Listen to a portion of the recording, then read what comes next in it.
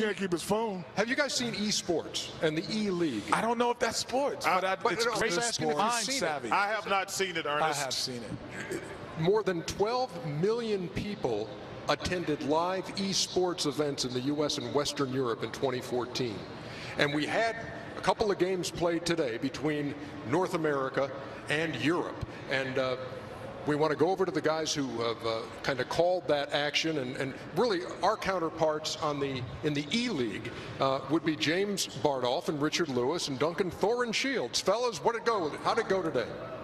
Thanks, Ernie. So yes, we had a face-off between the Polish team and a team from North America who've recently been signed to one of the biggest brands within esports here in North America. Richard, what did you make of the action? Oh, it was a great game. We had the first map, you know, it was back and forth. It was really close. We thought the Polish guys could have won it, but in the end, NA kind of managed to claw it back, and they showed they weren't going to wilt under this pressure. You know, you just joined a big organization, all eyes on them, and they were up to it.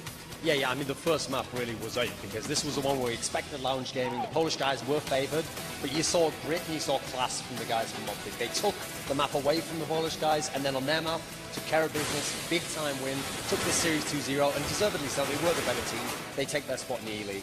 Yeah, and it's really sad for the Polish guys, a young team. They come all this way. This was kind of like the last chance that they had to get into the E-League, and kind of like Kobe, I don't think we'll be seeing them much next season. So Optic move on to an opportunity to win a share of $1.2 million in the E-League the first season in 2016. So, Richard, do you have any final thoughts?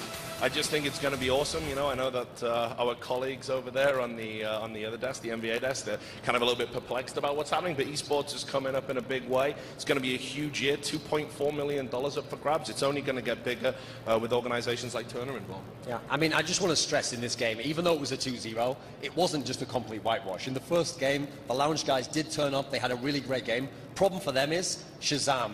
He turned up. And I'm not talking about Kazam, that terrible movie that Shaq made in the 90s. I tell you what, it was a terrible movie for the lounge guys, so they didn't want to see any part of that. What do you think of that? Takes a lot of steel to say that, brother. I'll say this, Thorin. How quickly can you run? Because Shaq can cover some ground over here, too. Faster than Shaq, I hope. He can get from this set to that set Faster than he used to go up and down the court, mate.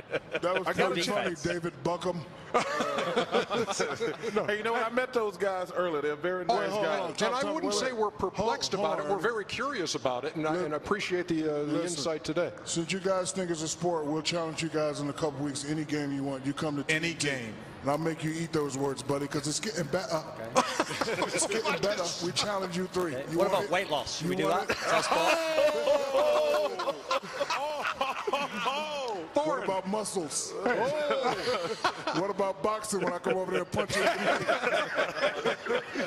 This is America. The Queen can't help you over here, buddy. You better know where you're at, tough guy.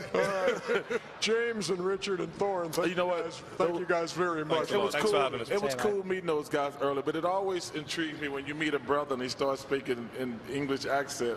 Why? Because you don't normally see brothers speaking in English accent, fool. If you live in London, you see it all the time. Well, you don't live in London. My wife is from, I go there all the time. And she don't speak like that. She does speak. What are you talking about?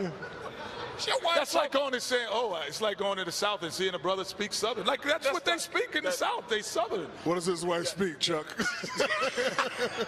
She said, your wife does not sound like she's from England, number one. What does she speak, Chuck? She hides it very well. Oh, my gosh. My God. But you're saying if you go to London and you hear someone speak with an English accent, you only expect that person to be white? What are you talking about? No, I'm saying, wait, listen, I'm saying, anytime you meet a brother and he speaks with an English accent, it's interesting. I guess, I didn't say it was bad or good. I guess if I was in Leeds, Alabama, it would be interesting. Listen, man, I was making a point. That's not a good one. Not a valid one, but I'm full of points, Ernie. Certainly, as you say, an interesting one.